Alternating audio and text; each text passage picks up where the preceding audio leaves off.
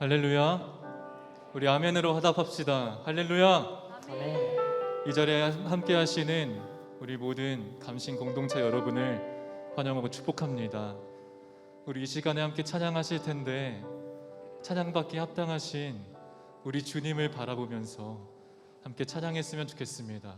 온 세상을 지으시고 그 이름 자체로 높임 받기에 합당하신 그 주님을 바라보면서 이 시간 함께 찬양으로 나아갑시다.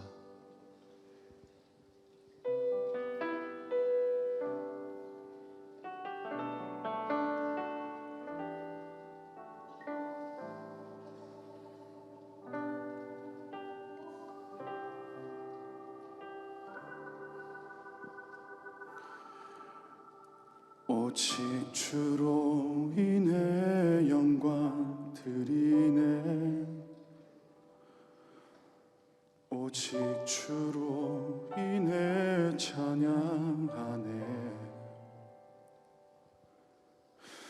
오직 주로 인해 나의 목소리 높여 나 경배하리. 오직 주로 인해 나 경배하리. 오직 주로 인해 오직 주로 인해 오직 주로 인해 영광 드리네. 오직 주로 인해 찬양하네. 오직 주로 인해 나의 목소리 높여 나 경배하리. 오직 주로 인해 나 경배하리. 오직 주로 한 번 더 고백합시다. 오직 주로 인해 오직 주로 인해 영광 드리네. 오직 주로 인해 찬양하네. 오직 주로 인해 나의 목소리 높여 나 경배하리. 오직 주로 인해 나 경배하리. 나 경배하리. 오직 주로 인해 여호와 이레 날 채우시네. 여호와 니시 승리로 날 이끄시네. 여호와 샬롬 평화의 왕 나 경배하리. 오직 주로 인해 여호와 이레 여호와 이레 날 채우시네. 여호와 니시 승리로 날 이끄시네. 여호와 샬롬 평화의 왕 나 경배하리. 오직 주로 한 번 더 고백합시다. 여호와 이레 여호와 이레 날 채우시네. 여호와 니시 승리로 날 이끄시네. 여호와 샬롬 평화의 왕 나 경배하리. 오직 우리 목소리 높여서 고백합시다. 여호와 이레 여호와 이레 날 채우시네. 여호와 니시 여호와 니시 승리로 날 이끄시네. 여호와 샬롬 평화의 왕 나 경배하리. 오직 한 번 더 고백하십시다. 여호와 이레 여호와 이레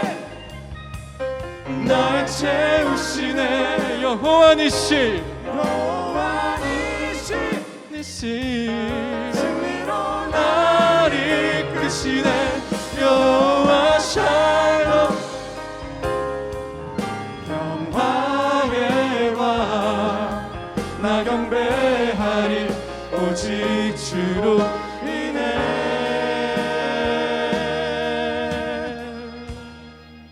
오직 주로 인해 오직 주로 인해 영광 드리네. 오직 주로 인해 찬양하네.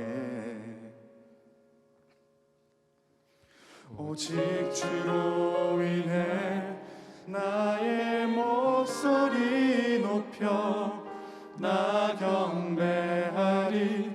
오직 주로 인해 나 경배하리 나 경배하리. 오직 주로 인해. 우리 찬양받기에 합당하신 하나님께 영광의 박수 올려드리겠습니다. 아멘. 주님을 찬양합니다. 아멘.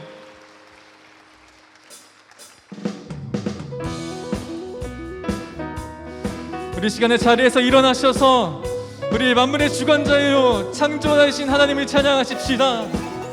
호흡 있는 모든 만물이여 주님을 찬양할지어다. 아멘.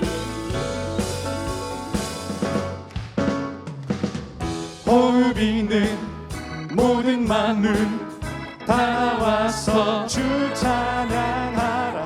호흡 있는 모든 만물 다 나와서 주 찬양하라. 호흡 있는 호흡 있는 모든 만물 다 나와서 주 찬양하라. 호흡 있는 모든 만물 다 나와서 주 찬양하라. 이른 아침에도 늦은 저녁에도 난 언제나 주님 찬양해. 기쁨 넘칠 때도 슬픔 다가와도 난 언제나 주님 찬양해. 주의 사랑 존귀 능력 찬양케 되리. 호흡 있는 호흡 있는 모든 만물 다 나와서 주 찬양하라. 호흡 있는 모든 만물 다 나와서 주 찬양하라. 호흡 있는 모든 만물 다 나와서 주 찬양하라. 호흡 있는 모든 만물 다 나와서 주 찬양하라. 높은 하늘에도 높은 하늘에도 천사들과 함께 영원토록 주님 찬양해. 온 땅 위에서도 모든 만물 함께 모든 민족 주님 찬양해. 끊임없는 주의 사랑 주의 권세 존귀 능력 알게 되면 찬양케 되리. 끊임없는 주의 사랑 주의 권세 존귀 능력 알게 되면 찬양케 되리. 아멘. 호흡 있는 모든 만물 다 나와서 주 찬양하라. 호흡 있는 모든 만물 다 나와서 주 찬양하라.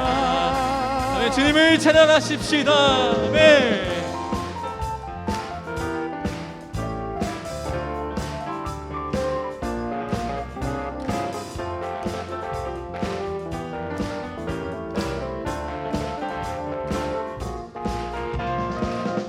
우리 사랑하시는 주님, 온 세상의 창조주이여 주인이신 주님을 바라보며 고백하십시다.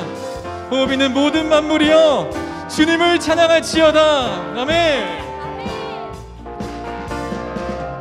호흡 있는 모든 만물 다 나와서 주 찬양하라. 복 있는 모든 만물 다 나와서 주 찬양하라.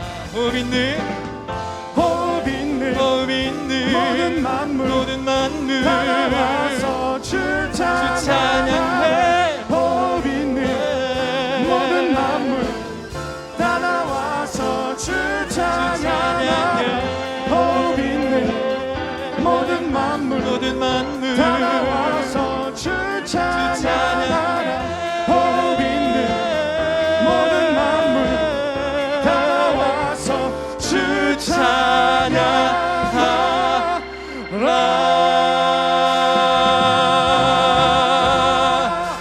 아멘. 찬양받기 합당하신 주님께 다시 한번 큰 영광의 박수 올리도록 하겠습니다. 아멘. 주님을 찬양합니다.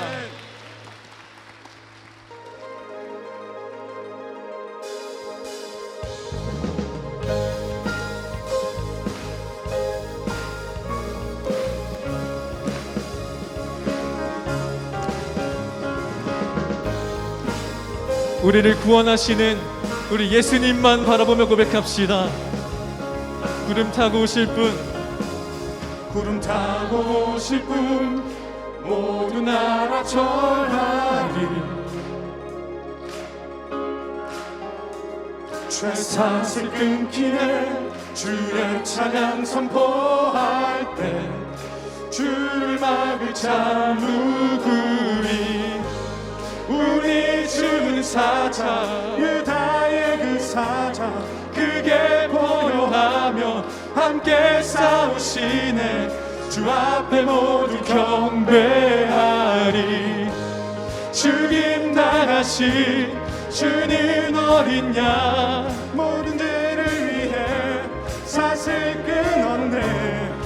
모두 절하리 그 사자와 어린 양께 주 앞에 모두 경배하리. 아멘.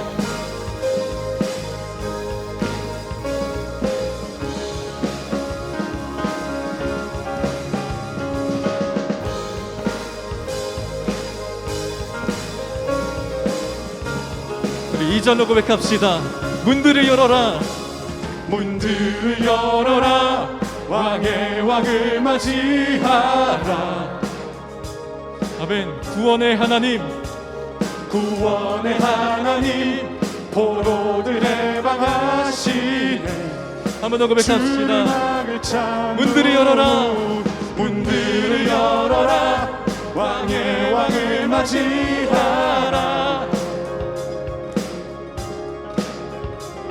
구원의 하나님 포로들의 방하시네.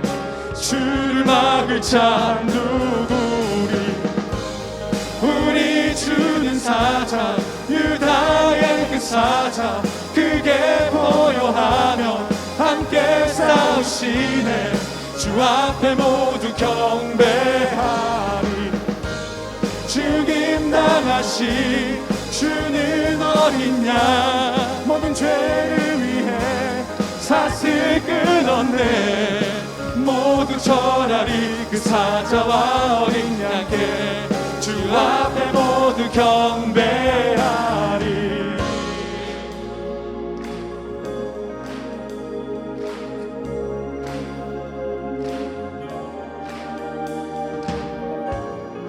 주를 막을 자 누구리.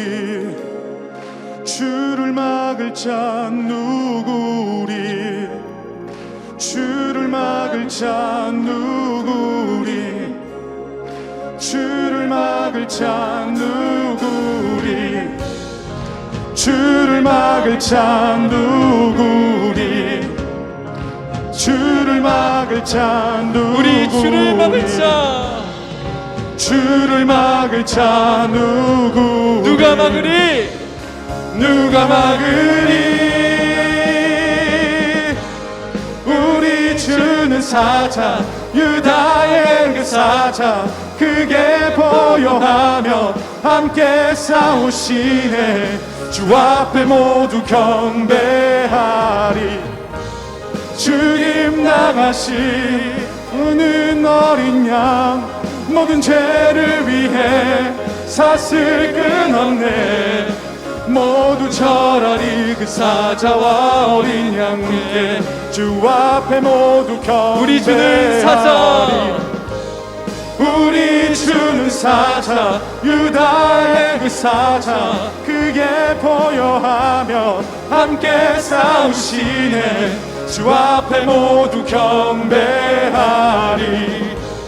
죽임 당하신 주는 어린 양 모든 죄를 위해 사슬 끊었네. 모두 절하리 그 사자와 어린 양께 주 앞에 모두 경배하리.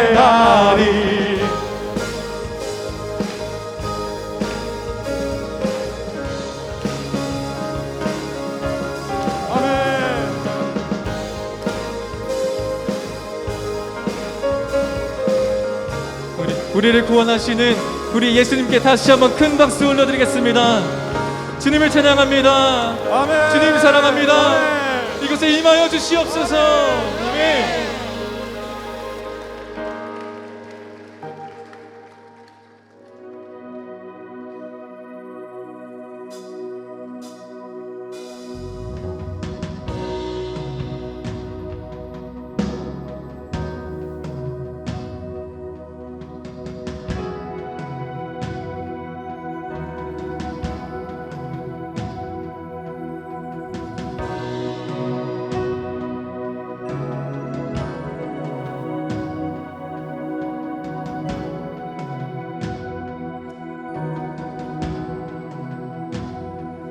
우리 주 하나님 그 영광과 존귀를 받기에 합당하신 지금 여기 계신 하나님, 온 천지 만물을 지으시고 쓰리는 큰 권능과 능력으로 주의 말씀 이루시리.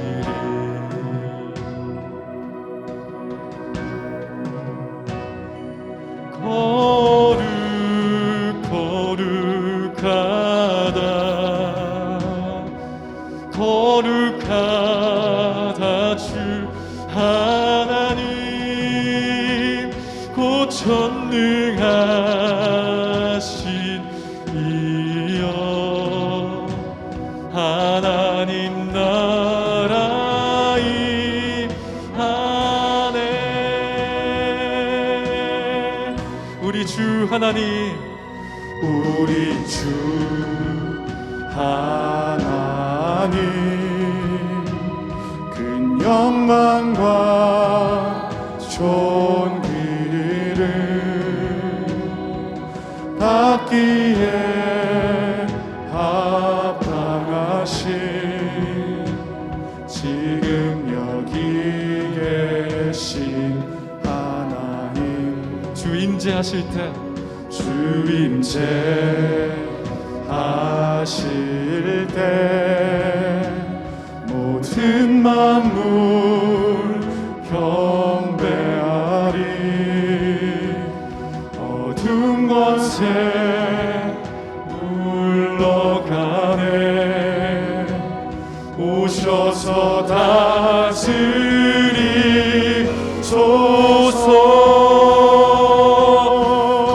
거룩하다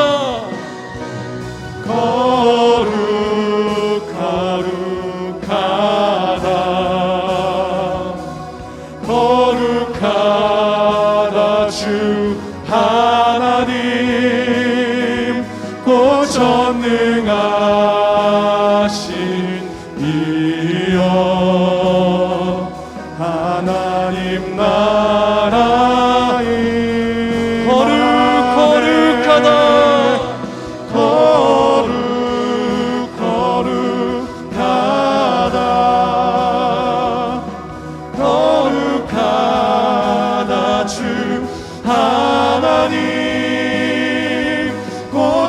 전능하신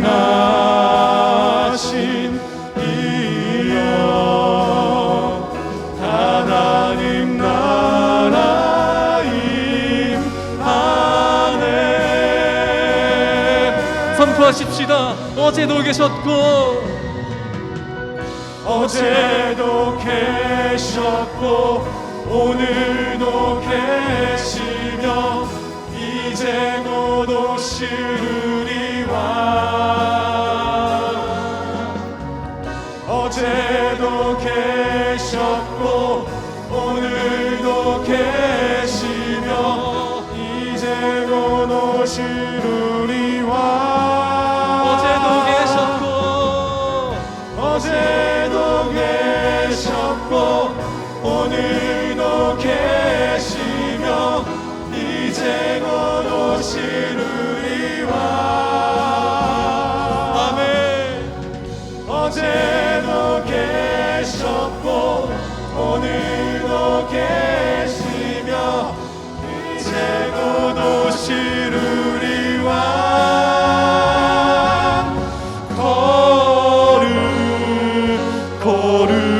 거룩하다 아멘. 거룩하다 주 하나님 내 주님 전능하신 이여 하나님 나라 하나님 나라 임하네. 거룩하다.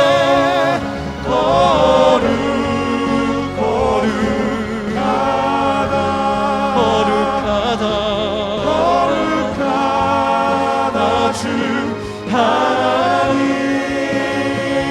곧 전능하신 이여 우리 시간의 예배를 위해서 함께 주님의 이름을 부르고 기도하며 나가십시다. 주여 주님 인도하여 주시옵소서. 하나님 우리의 마음을 받아주시는 주님, 우리와 함께 하시는 그 놀라우신 주님을 찬양합니다. 아버지 하나님 우리의 예배를 받아 주시옵소서. 거룩하신 아버지 하나님 우리의 삶이 모두 주님의 것임을 믿습니다. 아버지 하나님 인도하여 주시옵소서. 하나님께서 우리의 삶을 온전히 받아 주시옵소서. 아멘. 주여 아버지 하나님 놀랍게 인도하시옵소서. 하나님 인도하여 주시옵소서.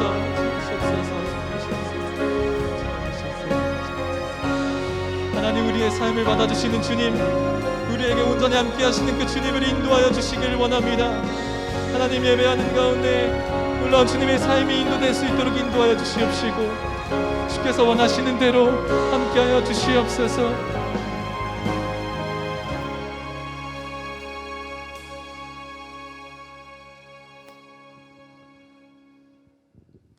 다 같이 자리에 앉아 주시기 바랍니다.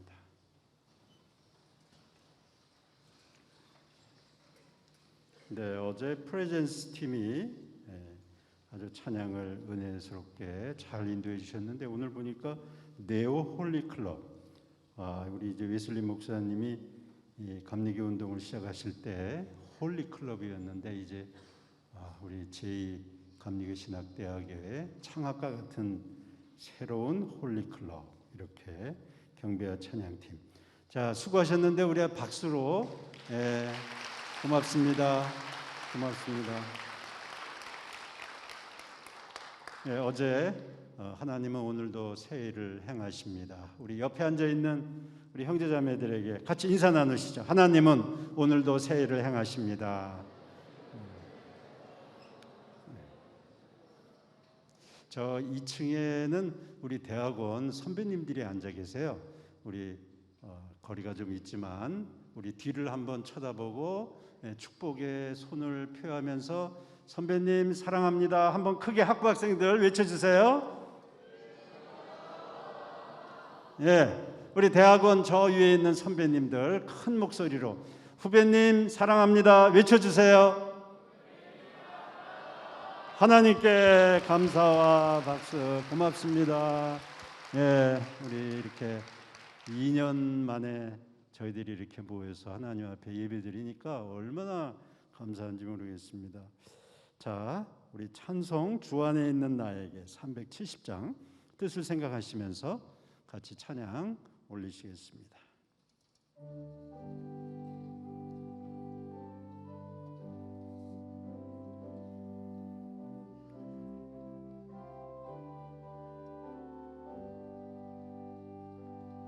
주 안에 있는 나에게 단 근심이 있으랴 십자가 밑에 나가 내 짐을 풀었네 주님을 찬송하면서 할렐루야 할렐루야 내 앞길 멀고 험해도 나 주님만 따라가리 그 두려움이 변하여 내 기도 되었고 전날의 한숨 변하여 내 노래 되었네 주님을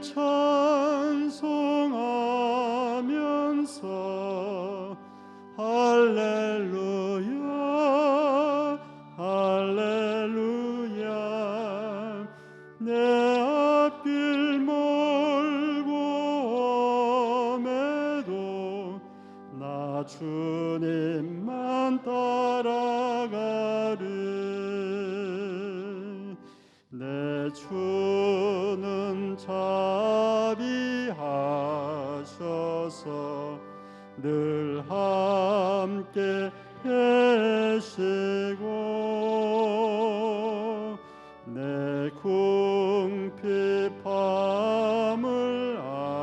아시고 늘 채워주시네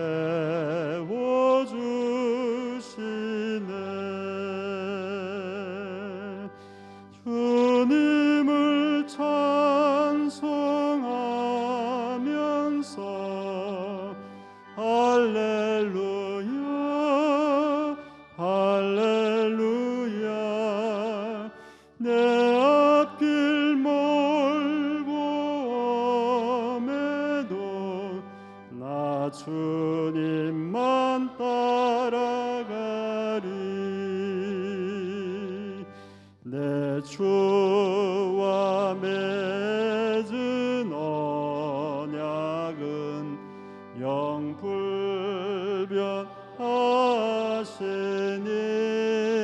영불변하시니 그 나라 가기까지는 늘 보시네 주님을 찬송하면서 할렐루야 할렐루야 내 앞길 멀고 험해도 나 주님만 따라가리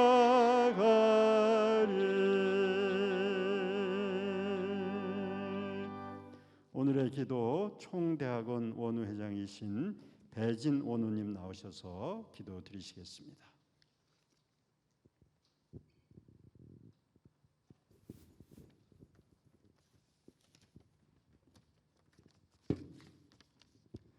기도하겠습니다. 사랑의 하나님 아버지, 뜨거웠던 여름을 마무리하며 가을의 시작을 저희에게 선물하여 주시니 감사합니다.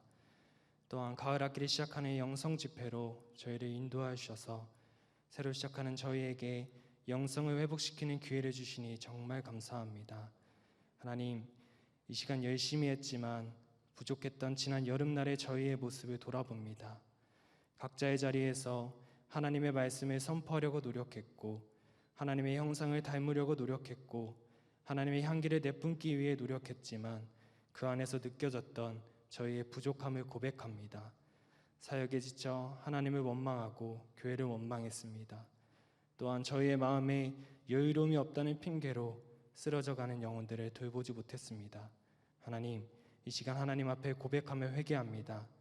저희의 부족한 모습, 연약한 모습을 이 시간 통해서 하나님의 크신 손길로 저희를 보듬어 주시고 저희를 보살펴 주셔서 부족하고 연약한 저희를 하나님의 크신 은혜로 채워 주시옵소서.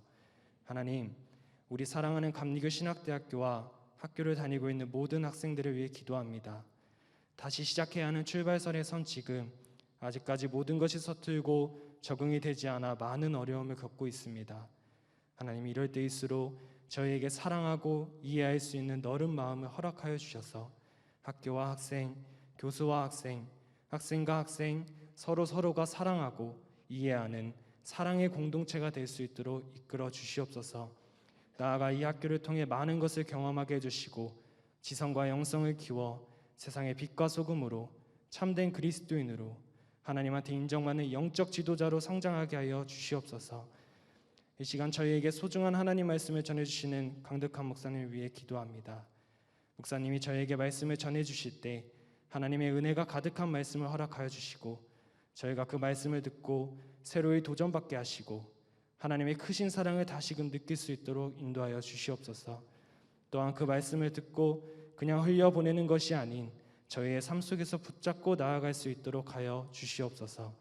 나아가 이 시간이 하나님만이 주인 되시는 예배가 되게 하여 주시고 예배 가운데 하나님께서 친히 오셔서 예배의 시작과 끝을 주관하여 주시옵소서.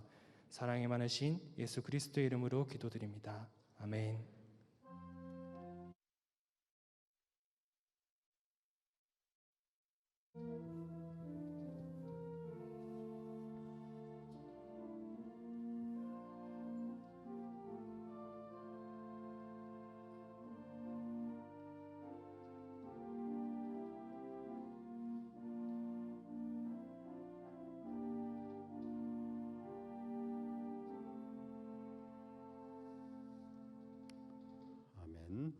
이 시간에 주신 하나님의 말씀 창세기 26장 23절로 25절입니다. 제가 봉독하겠습니다. 이삭이 거기서부터 브엘세바로 올라갔더니 그 밤에 여호와께서 그에게 나타나 이르시되 나는 네 아버지 아브라함의 하나님이니 두려워하지 말라. 내 종 아브라함을 위하여 내가 너와 함께 있어 네게 복을 주어 네 자손이 번성하게 하리라 하신지라. 이삭이 그곳에 제단을 쌓고 여호와의 이름을 부르며 거기 장막을 쳤더니 이삭의 종들이 거기서도 우물을 팠더라. 아멘. 네, 이 시간에 잠깐 광고의 말씀드립니다. 2022학년도 가을 학기를 시작할 수 있도록 허락하신 하나님 은혜에 감사드립니다. 또 어제 이어서 오늘도 후학들을 위하여 은혜로운 말씀을 해주실 우리 강덕한 목사님 대림교회 담임이십니다. 순서를 담당해 주신 그 외의 모든 우리 예배를 준비해 주신 분들, 또 우리 직원, 학생 감사드립니다. 영성 집회 시 유의사항 안내입니다. 영성 집회는 매해 출석 체크를 합니다. 한번 결석하시게 되면 총 채플 결석 횟수에서 한 번 결석으로 처리가 되니까 앞으로 이제 영성 집회 끝나고 이제 각 주마다 예배가 있는데 여러분 최선을 다해서 참여해 주시고 자세한 내용은 학교 홈페이지를 참고해 주시기 바랍니다. 어제도 잠깐 광고 말씀드렸지만 강덕한 목사님 또 우리의 선배로서 학교에 이런저런 형편을 물어보시더니 우리 대학원하고 학부에 컴퓨터가 오래됐다는 걸 아시고 교회를 통하여 또 목사님의 사랑으로 우리 학부에 컴퓨터 한 대, 또 대학원 총학생회 컴퓨터 한 대 이렇게 선물로 가지고 오셨습니다. 물론 감사히 받지만 그래도 짧게 우리 학생회장님들 나오셔서 선물을 받아주시면 고맙겠습니다.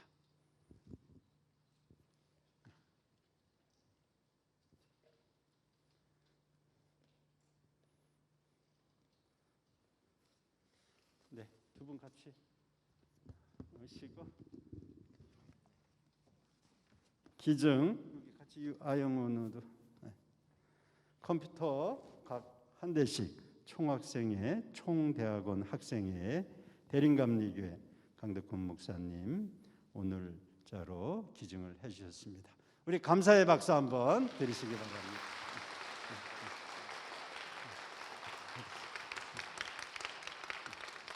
한번 이렇게 보여주세요. 감사합니다. 네. 자, 오늘도 우리 강덕한 목사님 거기서도 어제에 이어서 오늘도 귀한 말씀 증거해 주시겠습니다. 우리가 벅찬 기대와 또 기도하는 마음으로 다시 한번 큰 박수로 환영하시겠습니다.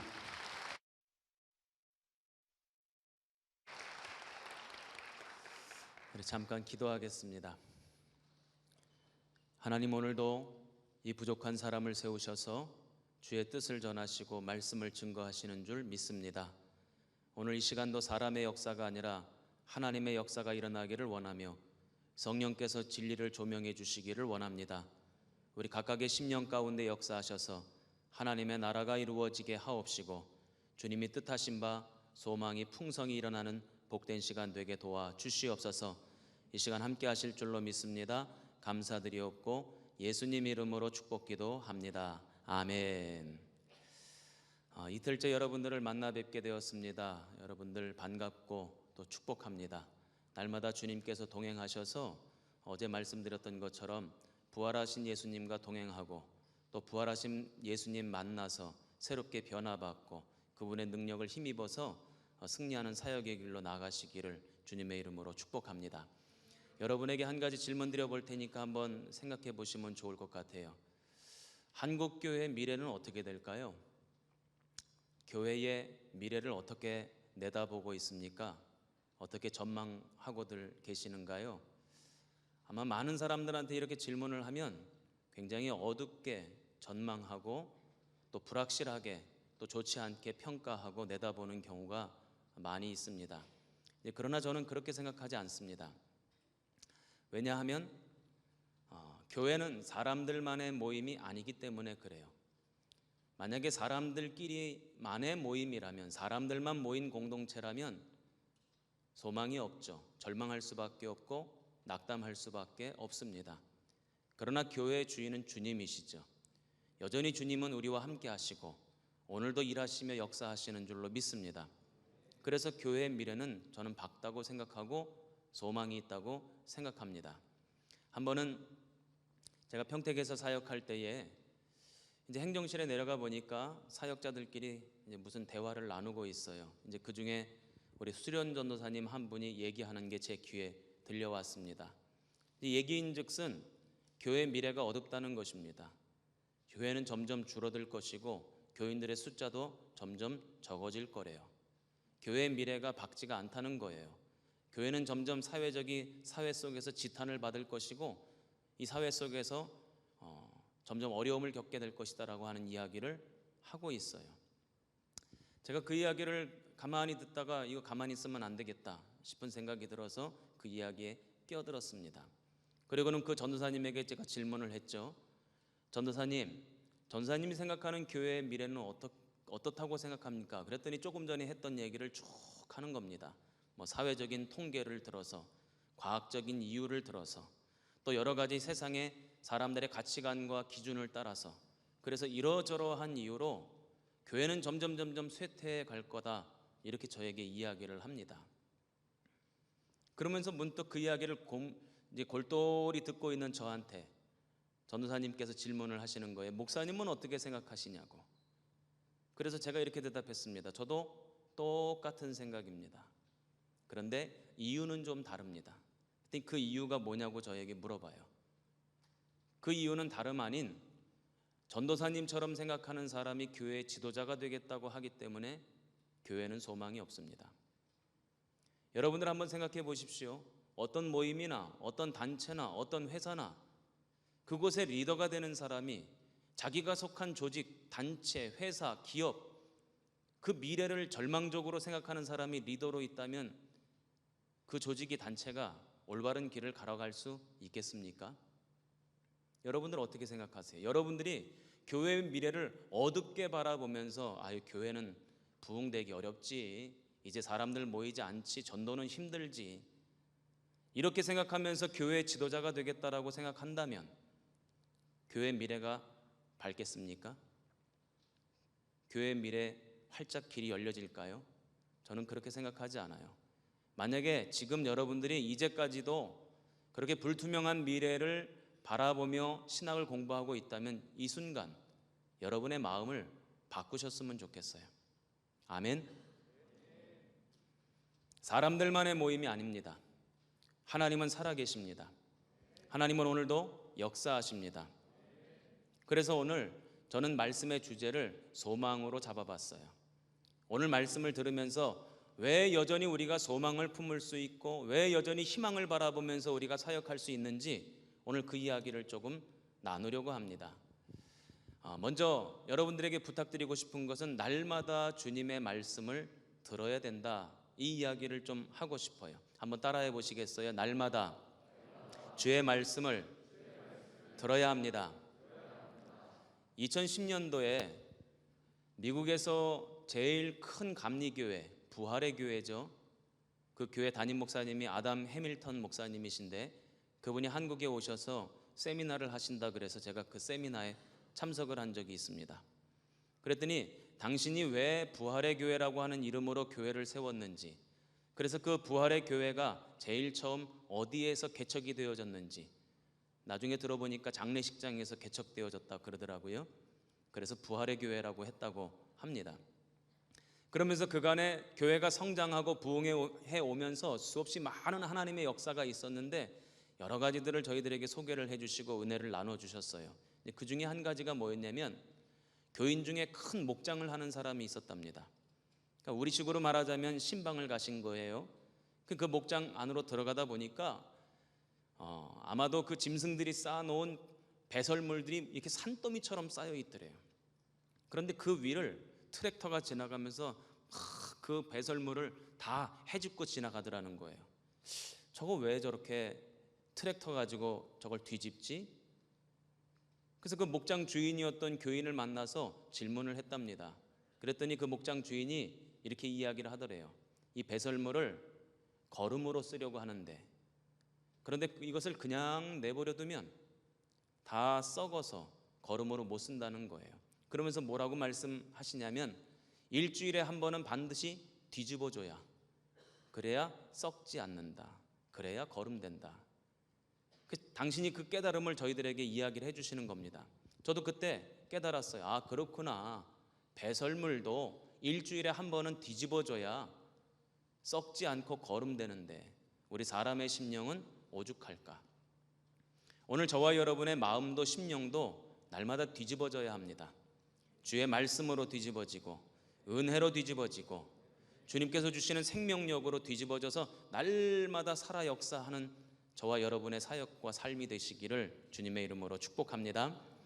이제 오늘 이삭의 이야기를 조금 제가 들려드리려고 하는데, 아브라함 못지않게 하나님 앞에 복을 받았던 사람이 이삭입니다. 오늘 우리가 읽은 본문 말씀 앞부분에 보면 여러 가지 다양한 내용이 나와요.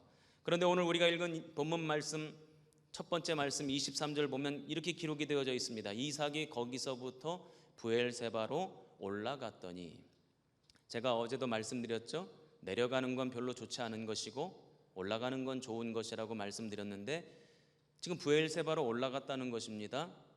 물리적으로 보자면 좋지 않은 거예요. 지리적으로 보자면 별로 좋지 않은 모양입니다. 그러나 영적으로는 그것이 너무너무 좋은 길이었어요.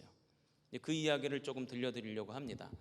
하나님이 이삭에게 복을 주셨죠. 얼마나 많은 복을 주셨는가. 창세기 26장 12절 말씀에 보니까 100배의 복을 받았답니다.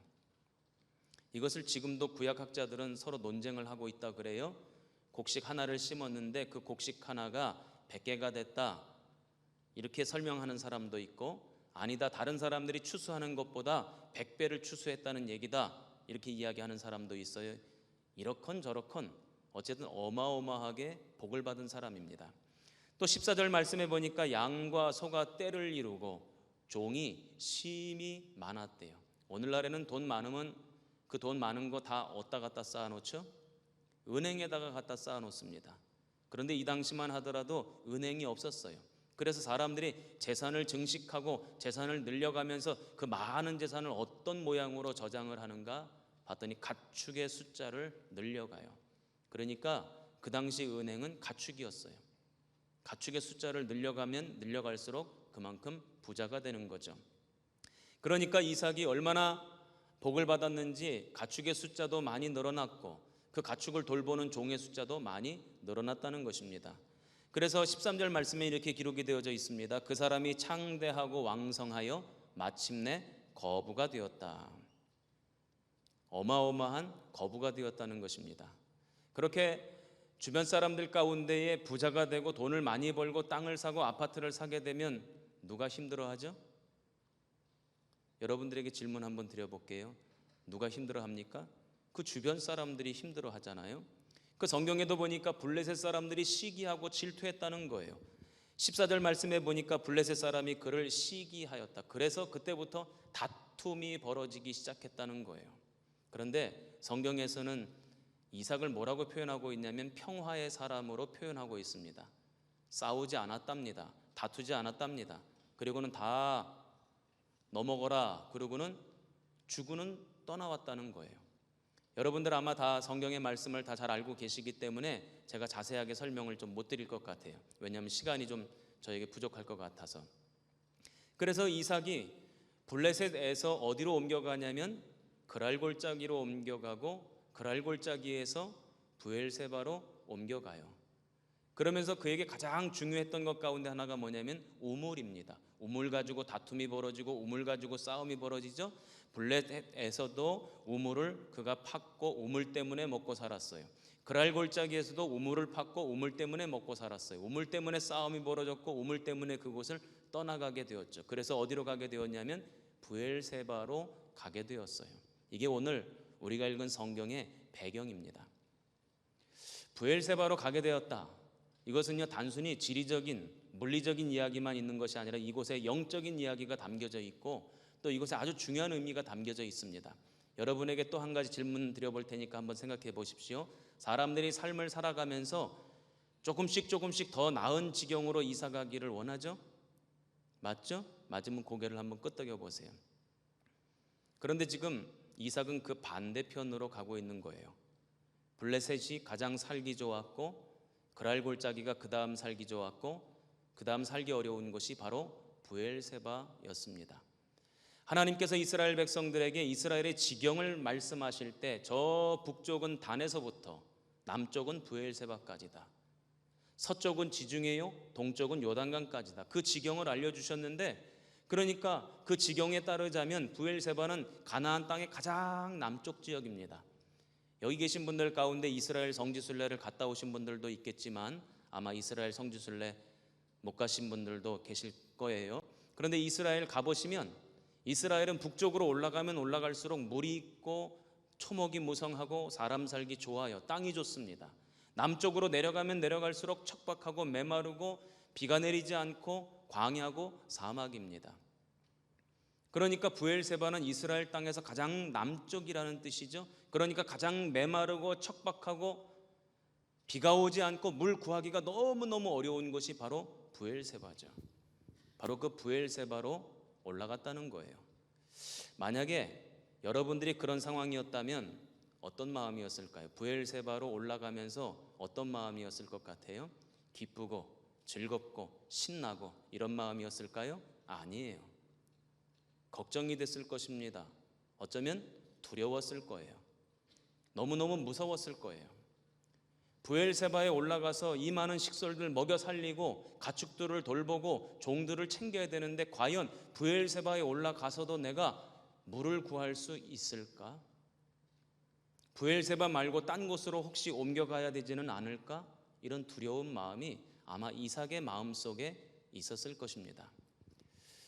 어제도 말씀을 드렸는데 저는 특별한 하나님의 은혜를 힘입어서 젊은 나이에 담임 목사가 됐어요. 35살의 이제 나이에 담임 목사가 돼서 성도들 앞에 이렇게 서서 설교를 하게 됩니다. 그때 저는 이런 전화를 굉장히 많이 받았어요. 축하한다고, 잘 됐다고, 얼마나 좋겠냐고. 그런데 제 마음은 그런 마음이 아니었어요. 무서웠어요. 두려웠어요. 내가 550명이나 되는 많은 성도들을 책임져야 하는 영적 지도자로서 아직 역량을 갖추지 못하고 리더십을 만들어내지 못했는데 어떻게 내가 이 성도들을 잘 이끌어갈 수 있을까? 내가 주일날마다 설교하면 성도들이 은혜 받아야 될 텐데 어떻게 설교를 해야 될까? 막막하고 답답하고 두렵고 너무너무 무서웠어요. 주일날 제가 이제 이렇게 강대상에 섭니다. 그리고 말씀을 전하려고 이렇게 딱 서면요, 이제 상체는 괜찮은데 이제 하체가 막 떨리기 시작하는 거예요. 막 하체가 떨려요. 그리고는 저 젊은 목사가 무슨 말씀을 전할까 하고 눈을 동그랗게 뜨고 있는 성도들의 눈빛을 바라보면 너무너무 그 눈빛이 무서웠어요. 지금처럼. 그래가지고 강대상 밑으로 막 숨고 싶었어요. 새벽에 굉장히 많이 울었습니다. 얼마나 많이 울었는지 몰라요. 새벽 기도만 하면 눈물이 나오는 거예요. 은혜 받아서 눈물 나는 게 아니라 무서워서, 겁나서. 내가 지금 이렇게 겁먹고 있는 거, 무서워하고 있는 거 교인들한테 들키면 안 되는데, 교인들이 이거 알면 안 되는데, 날 우습게 볼 텐데, 너무너무 그것이 두렵고 무서워서 몇 날 며칠을 울었는지 몰라요.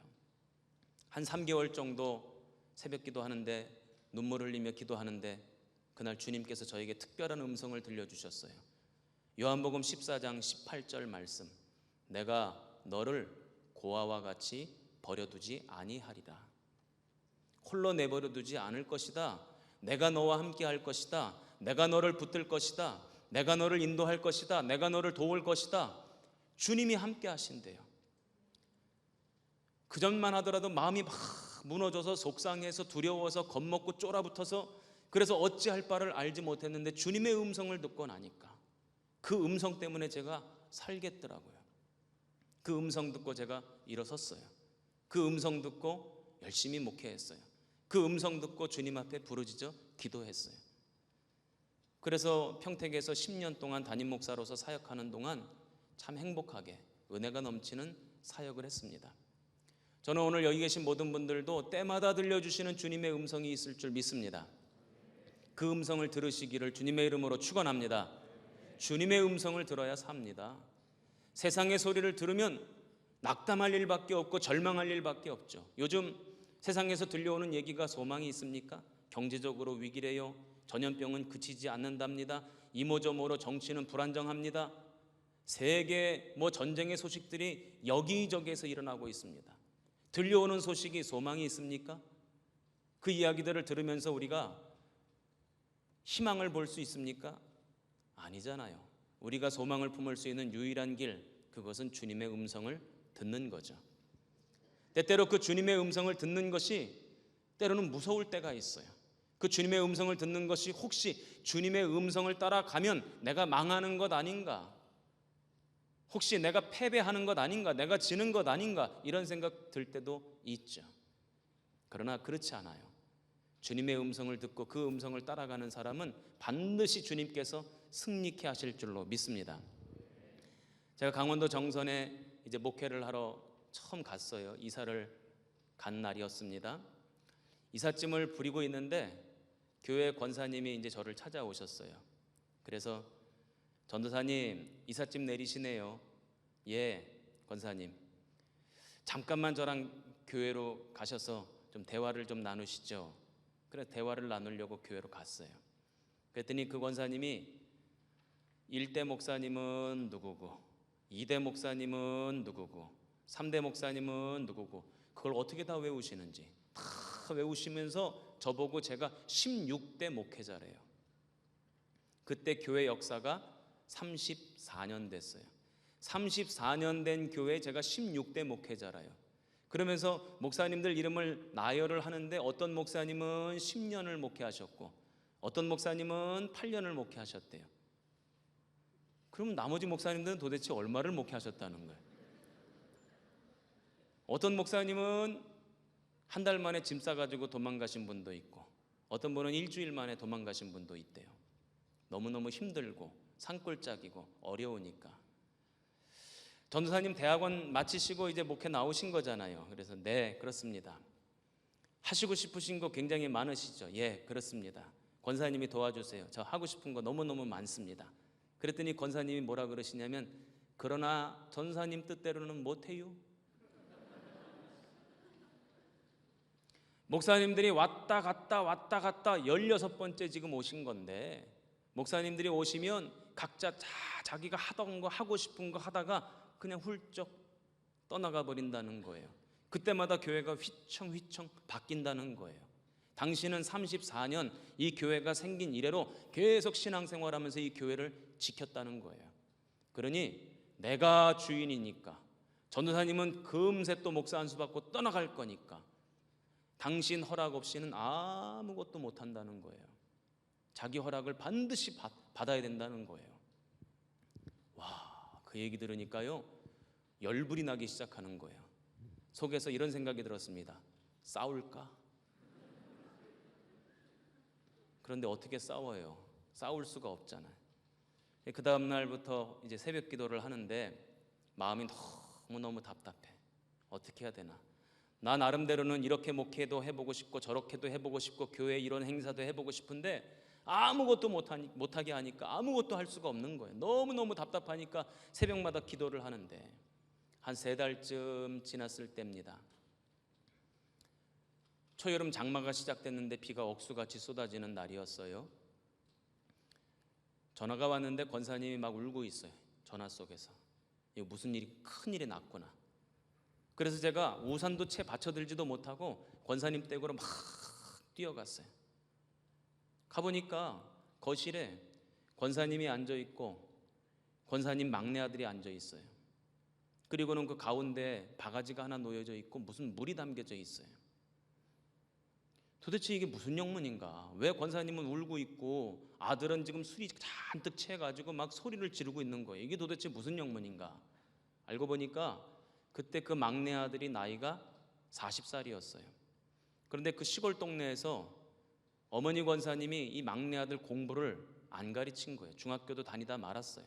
그리고는 어머니 옆에서 그 시골 동네에서 농사만 짓고 살았던 것입니다. 그러니까 누가 거기 시집 오려고 하는 사람이 없어요. 그래서 선을 보면 딱지를 맞고 선을 보면 딱지를 맞고 선이라는 말 알아요? 네. 선 보면 딱지 맞고 선 보면 딱지 맞았어요. 그날도 선 보러 나갔다가 딱지 맞고 그리고는 속상해서 술 잔뜩 먹고 자기는 살 가치가 없는 인생이라고 살고 싶지 않다고 엄마가 내 인생 망가뜨렸다고 그리고는 바가지에다가 농약을 먹고 죽겠다고 농약을 담아놓은 거예요. 그리고는 엄마를 협박하고 있어요. 자기 죽는다고. 그러니까 우리 권사님이 막 하염없이 울고 있는 겁니다. 어떻게 해야 될까요? 제가 순간 마음속으로 기도했어요. 하나님, 제가 어떻게 해야 되겠습니까? 이 사람을 어떻게 말려야 되겠습니까? 제가 기도했는데요. 여러분들은 하나님의 음성을 어떻게 들으시나요? 가슴으로 듣고 생각으로 떠오르게 하시고 그러죠? 직접 육성으로 들으시는 분 계십니까? 저도 그때까지만 하더라도 가슴으로 듣고 생각으로 떠오르는 줄만 알았어요. 그 이상은 없는 줄 알았어요. 그런데 주님이 제 귀에다 대고 육성으로 음성을 들려주셨어요. 네가 먼저 먹고 죽어라.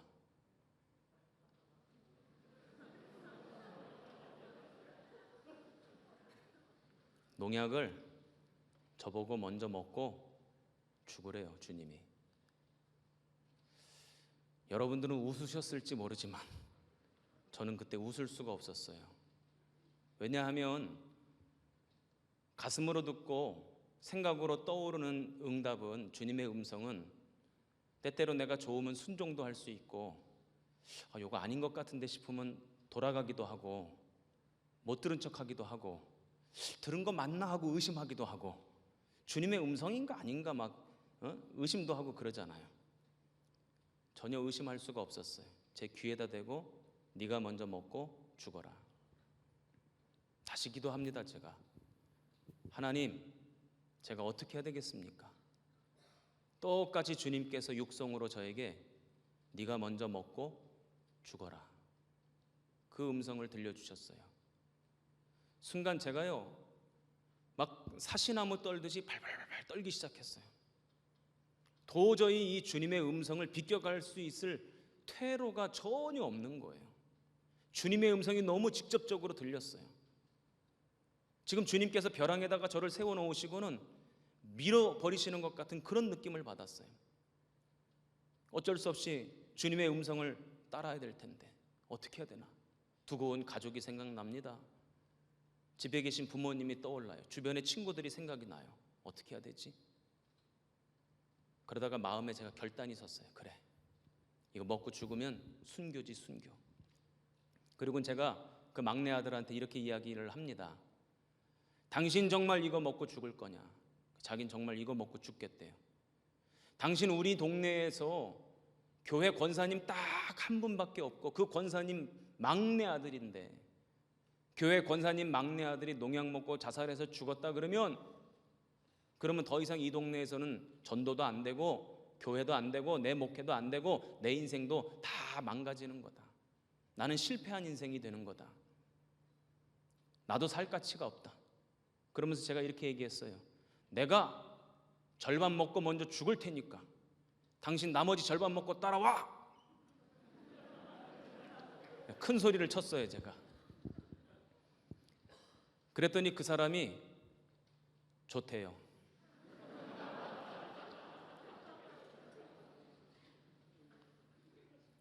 그래서 농약을 마셨어요. 농약을 바가지를 들고 한 모금을 마시는데 그 사람이 저를 탁 밀어서 쳐내는 거예요. 그리고는 손가락을 제 입에다가 집어넣고 마신 그 농약을 다 토해내게 만들었어요. 다행히도 살았습니다. 그 일이 있고 2시간 동안 아마 권사님 막내 아들 저 셋이 부둥켜 안고 울었던 것 같아요. 2시간도 넘게 울었던 것 같아요. 한참을 울었어요. 그리고는 제가 그분한테 이렇게 이야기합니다. 당신 인생을 나한테 2달만 맡겨보시라. 2달 지난 다음에 당신이 더 이상 나는 살 가치가 없다, 나는 여전히 죽어야 되겠다 그러면 그때 진짜 나랑 같이 죽자. 내가 당신을 위해서 새벽마다 부르짖어 기도할 테니까 2달만 당신 인생을 나한테 맡겨봐라. 그랬더니 그 사람이 좋다고 그래요. 그래서 이제 그 사람의 인생을 놓고 새벽마다 기도하는데 평상시 기도할 때와 이렇게 된 상황에 기도하는 것과는 전혀 다른 상황이 벌어지더라고요. 백가죽이 찢어져라 얼마나 기도했는지 몰라요. 그리고는 그 사람이 2달째 되기 전에 결혼했어요. 다른 데 부흥회 하면 이런 때 박수도 해줘요.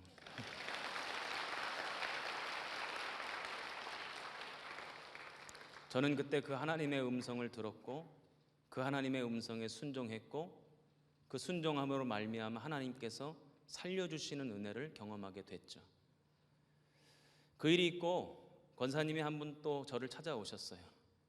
그리고는 저한테 이렇게 말씀하셨어요. 전도사님 하고 싶은 거 다 하세요. 제가 다 도와드릴게요. 하나님의 음성을 듣는 건 너무나 중요합니다. 날마다 주님의 음성을 듣는 우리 감리교 신학대학교 우리 신학생들, 우리 대학원생들 되셨으면 좋겠습니다. 오늘 성경 보면 말씀해 보니까 이삭이 거기서부터 브엘세바로 올라갔더니 그 밤에 여호와께서 나타나셨대요. 그러면서 뭐라고 말씀하셨냐면 두려워하지 말아라 그러셨다는 거예요. 그러니까 지금 이삭이 뭐 하고 있다는 겁니까? 두려워하고 있다는 것입니다. 브엘세바로 올라가기는 올라갔는데 내가 과연 이곳에서 정착해서 살 수 있을까? 이곳에서 물을 얻을 수 있을까? 이곳에서 가축을 키울 수 있을까? 삶을 영위해 나갈 수 있을까? 이러저러한 염려, 근심, 걱정이 가득 차 있는 상태죠. 그때 주님께서 걱정하지 말라는 거예요. 두려워하지 말라는 거예요. 염려하지 말라는 거예요. 주님의 음성을 들었어요. 저는 이 주님의 음성을 듣는 것이 얼마나 중요한지 새삼 저는 목회하면서 수도 없이 경험을 많이 합니다. 평택에 있을 때 한 번은 우리 교인들이랑 토요일마다 이제 전도를 하러 가는데요. 이제 시내로 이제 전도를 하러 가요. 그러면 전도 팀원들 모아놓고 제가 이제 축복기도 하고 두 명씩 이제 짝을 져서 이렇게 전도를 보내고 저도 이제 혼자 전도지를 들고 다니면서 전도하는 겁니다. 안녕하세요. 저는 어느 교회 목사입니다. 이 전도지 받으시고 예수님 믿으시고 구원 받으셨으면 좋겠습니다. 전도를 합니다. 이제 하루는 전도를 이제 교인들 축복기도 해서 보내고 난 다음에 이제 제가 전도를 하려고 나섰는데 저쪽에서 한 70대 정도 되시는 어르신이 이렇게 걸어오세요. 그래서 제가 어르신 안녕하세요. 저는 어느 교회 목사입니다. 요거 좀 받으시고 예수 믿으시고 구원 받으셨으면 좋겠습니다. 그랬더니 그 전도지를 그냥 땅에다가 내동댕이 치시고는 저를 위아래로 이렇게 스캔하시는 거예요. 젊은 놈이 말이야 할 일이 없어가지고 이러고 돌아다니냐고, 멀쩡하게 생겨가지고 지금 이런 짓거리 하고 돌아다니냐고 막 얼마나 야단을 치시는지 제가 지금 얘기는 할 수는 없지만 10원짜리 욕, 20원짜리 욕, 막 30원짜리 욕, 막 욕이 막 나오는 거예요. 한참을 욕을 하시는 겁니다. 삿대질을 해가면서. 근데 그분이 막 욕을 하시는 가운데도 저는 그래도 은혜 받은 대목이 있어요. 멀쩡하게 생겼다 그래가지고 그 대목에서는 제가 은혜를 조금 받았어요. 멀쩡하게 생겼다 그래서. 아니 막 삿대질을 해가면서 한참을 욕을 하시는 거예요. 그러더니 다시는 전도하러 나오지 말라고 막 소리를 지르시더니 이제 가세요. 고민이 되더라고요. 그 뒤통수에다 대고 그래도 예수 믿으라고 소리 지를까 말까?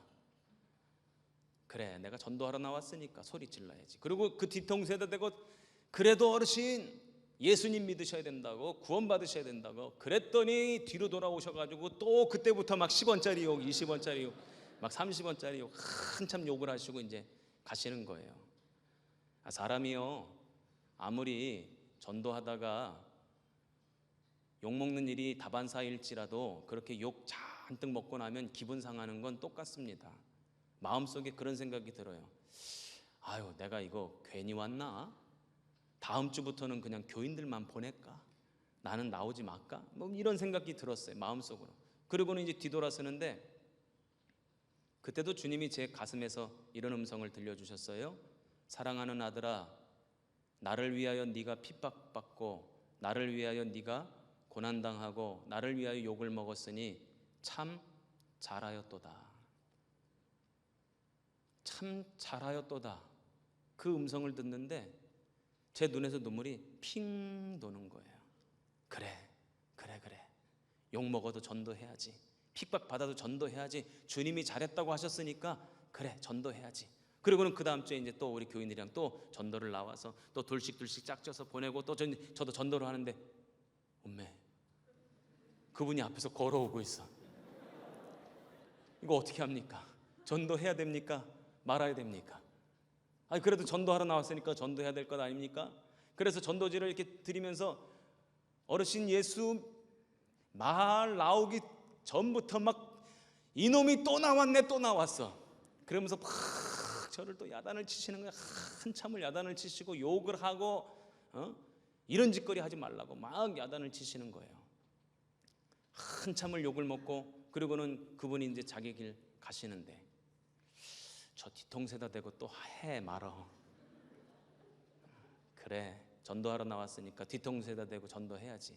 그리고는 뒤통수에다 대고 어르신 그래도 예수 믿으셔야 된다고.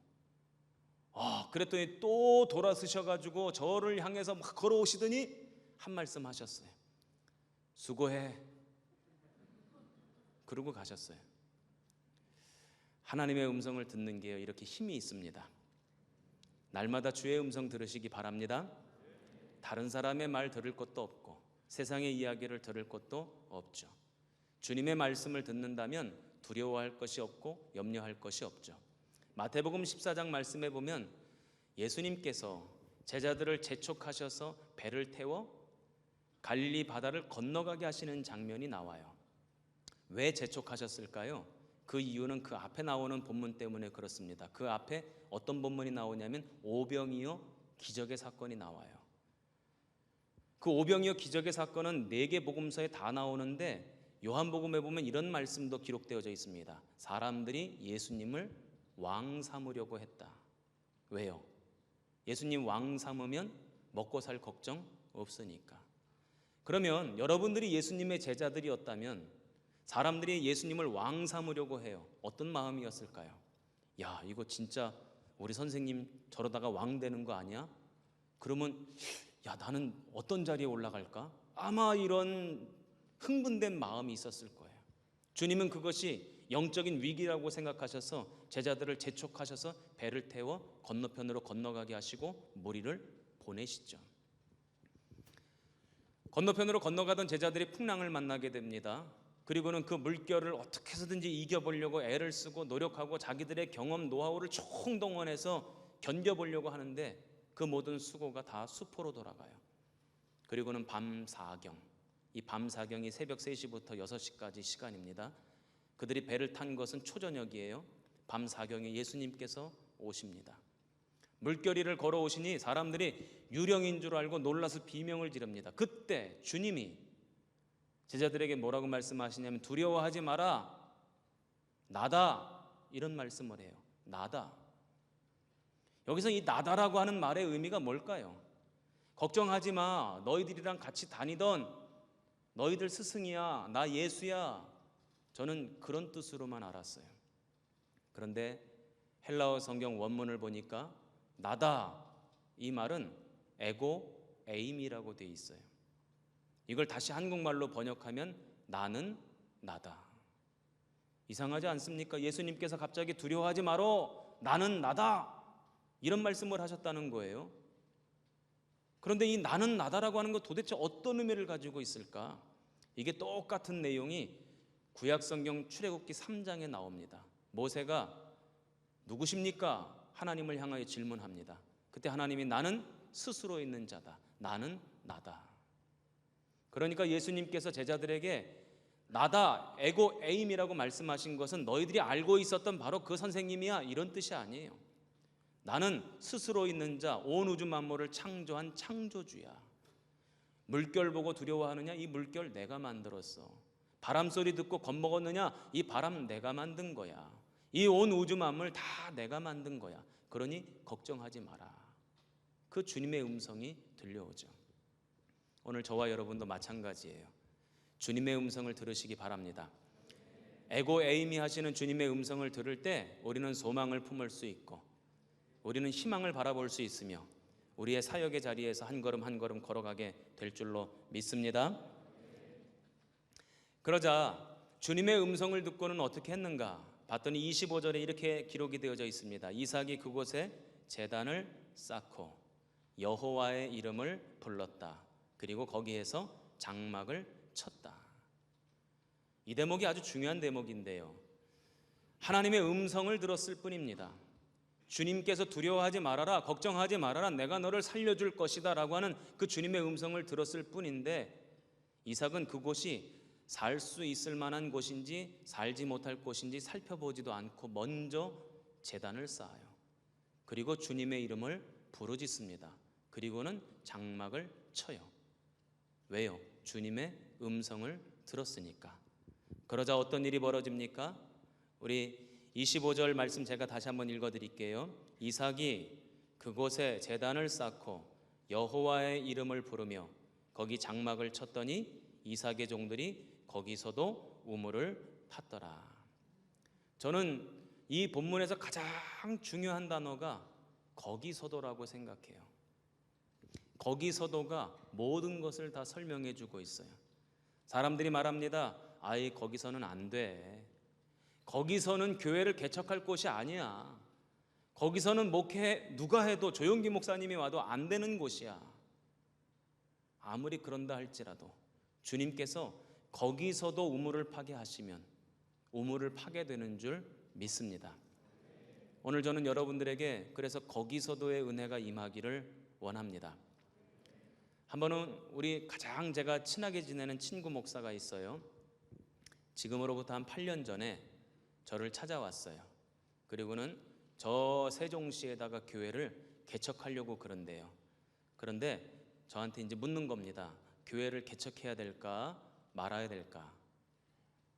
그런데 얘기를 이렇게 듣다 보니까 저한테 제일 먼저 찾아온 게 아니고 제일 나중에 찾아왔더라고요.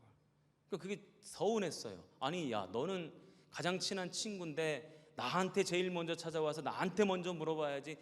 다른 데 다 돌아다니고 나한테 제일 나중에 왔냐?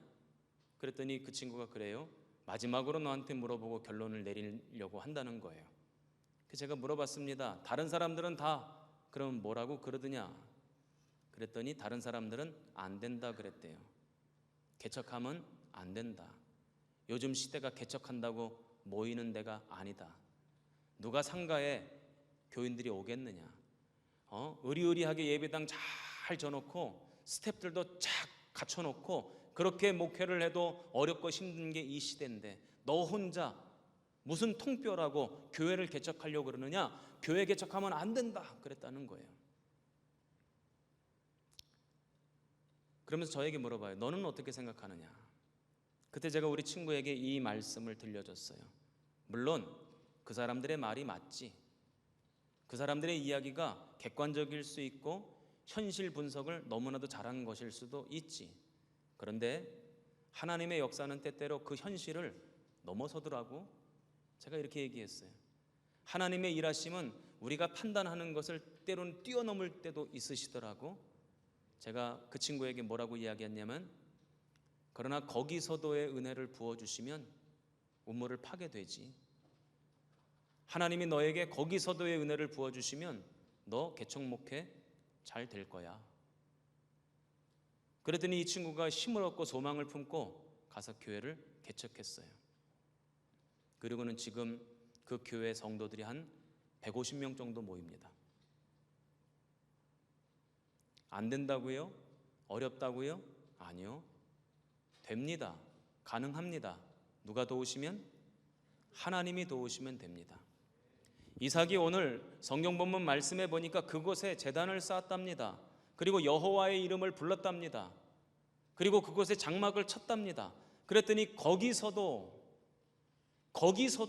주님이 은혜를 베푸셨다는 거예요. 믿음으로 주님의 음성을 듣고 주님 말씀을 듣고 거기서도 주님께서 은혜를 부어주셨다는 것입니다. 제가 한 가지만 얘기하고 이제 오늘 말씀을 마치도록 할게요. 제가 평택에 있을 때 어떤 여자 집사님이 저에게 찾아와서 주일날 예배 끝나고 기도를 받으셨어요. 목사님, 저는 이제까지 병원의 간호사로 근무를 했는데 이제부터는 학교에서 아이들 돌보는 보건교사로 일하고 싶어요. 그래서 어느 학교에 보건교사 채용한다는 공고가 떠서 제가 지원을 했습니다. 목사님 기도해 주세요. 그래서 제가 기도를 해드렸습니다. 그리고는 일주일 뒤에 이제 교회에 왔는데 궁금하잖아요. 결과가 어떻게 됐는지. 그 집사님 일로 와봐요. 결과가 어떻게 됐습니까? 하고 물어봤더니 에이 목사님 안 될 것 같아요. 코가 석자나 빠져 있더라고. 결과가 나왔습니까? 결과는 아직 안 나왔어요. 그런데 안 될 것 같아요. 왜 안 된다고 생각하십니까? 그랬더니 자기가 잘 알지 못하고 지원을 했다는 거예요. 알고 보니까 한 명 뽑는데 12명이 지원을 했대요.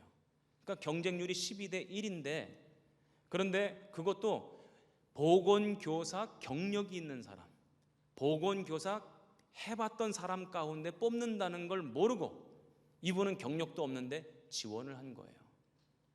제가 그 집사님에게 그랬습니다. 집사님, 아직 결론이 난 거 아니잖아요. 하나님이 어떻게 일하실지 우리는 알지 못하잖아요. 낙심하지 마세요. 절망하지 마세요. 하나님의 일하심을 믿음으로 선포하십시다. 하나님의 역사하심을 믿음의 입술을 열어서 고백합시다. 하나님이 붙여주시면 붙는 것 아니겠습니까? 그리고 제가 그 집사님을 축복기도 해드렸어요. 그 다음날 전화가 왔는데요, 붙었대요. 희한하잖아요. 아니 조금만 더 들어봐요. 희한하잖아요. 아니 경력직 중에 뽑는다고 했는데 이분만 경력이 없고 나머지 11명은 경력이 있는데 너무너무 궁금한 거예요. 물어봐야 되나 말아야 되나. 물어보면 내가 믿음 없는 목사인 것 같고 물어봐야 되나 말아야 되나. 그리고는 한 3개월쯤 지나서 안 되겠다, 내가 물어봐야 되겠다. 물어봤어요. 근데 그 집사님도 자기가 너무너무 궁금한데 교장 선생님한테 그걸 물어볼 수가 없었대. 그러다가 3개월 지난 다음에 교장 선생님이랑 이렇게 단둘이 차를 마시는 일이 있어가지고 차를 마시면서 물어봤다는 거예요. 교장 선생님 그때 저 뽑으실 때 12명이 지원했잖아요. 예, 맞습니다. 12명 그 지원한 사람들 가운데 경력직 가운데 뽑으신다고 그렇게 쓰여 있더라고요. 예, 맞습니다. 그런데 제가 경력이 없는데 왜 저를 뽑으셨습니까? 그랬더니 교장 선생님이 그러시더래요. 경력이 없으셨어요? 경력직 중에 뽑는다고 했으니까 지원한 사람은 모두가 다 경력 있는 사람으로 알았다는 거예요. 그래가지고 교장 선생님이 그러시더래요. 아, 이제 경력이 생겼네요. 이제는 박수 쳐도 돼요.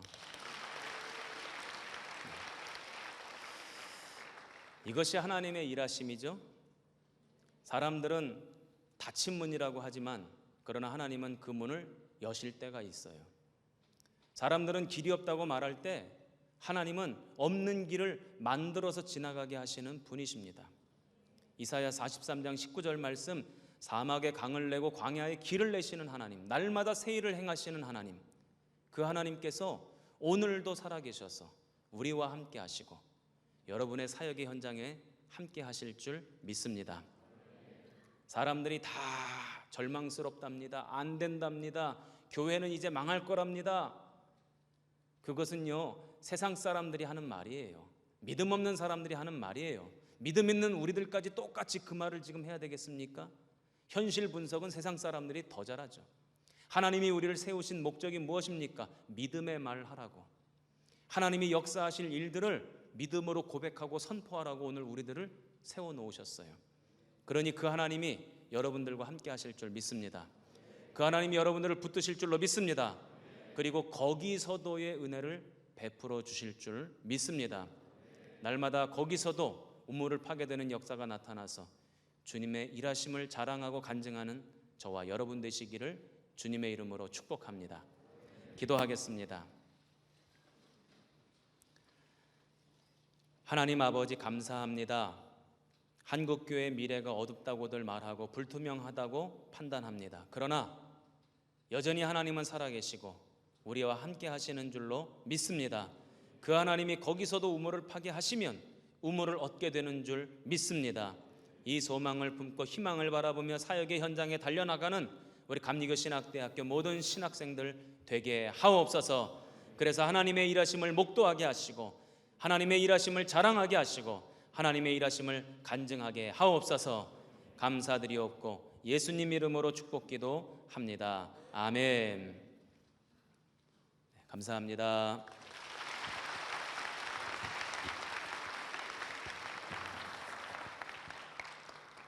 네, 어제 오늘 이어서 우리 강덕헌 목사님 귀한 말씀으로 저희들을 하나님 앞으로 인도해 주심 감사합니다.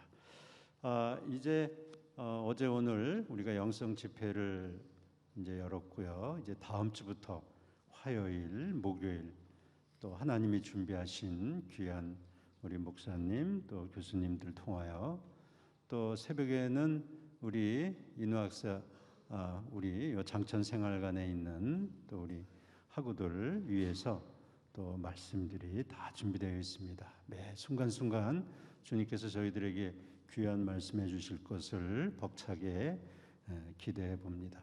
우리 강덕헌 목사님 말씀 전해 주실 때 구약 성경의 말씀이 떠올랐는데요. 하나님께서는 우리 입술의 열매를 창조하시는 분이라는 거죠. 우리가 시인하고 목사님이 말씀하신 대로 믿고 나아가면 하나님은 반드시 그 일을 행하실 줄 믿습니다.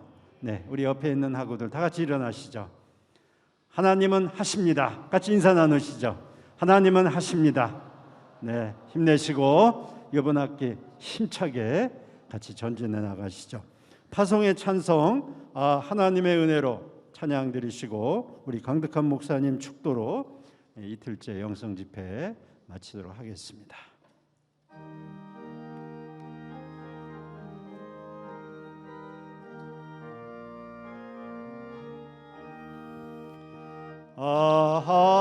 하나님의 은혜로 있을 데 없는 자 왜 구속하여 주는지 난 알 수 없도다.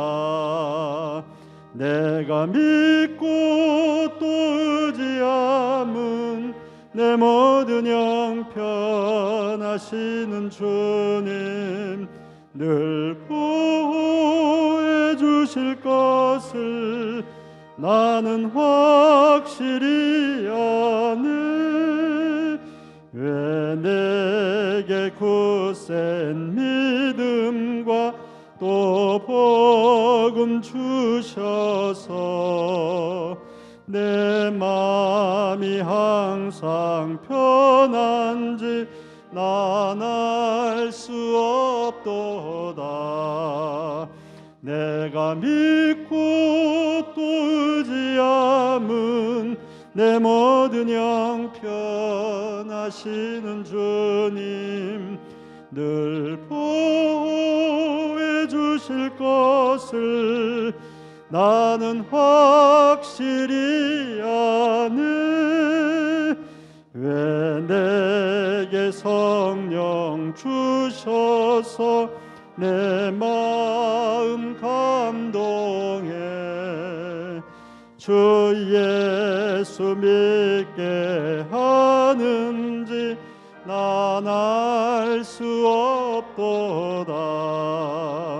내가 믿고 또 의지함은 내 모든 형편 아시는 주님 늘 보호해 주실 것을 나는 확실히 아네. 주 언제 강림하실지 혹 밤에 혹 낮에 또 주님 만날 그것도 난 알 수 없도다. 내가 믿고 또 의지함은 내 모든 형편 아시는 주님 늘 보호해 주실 것을 나는 확실히 아네. 이제는 우리 주 예수 그리스도의 은혜와 하늘아버지의 무궁하시고 극진하신 사랑하심과 성령님의 감화 감동 교통하여 주시며 날마다 주의 말씀을 들려주심으로 우리에게 소망 주시는 은총이 이제 신학을 공부하고 주님의 몸된 교회의 사역의 현장으로 달려나가기를 소망하는 우리 모든 감리교신학대학교 신학생들 위해 저들의 사역과 인생 위에 이제로부터 영원토록 함께 하옵시기를 간절히 축원하옵나이다. 아멘.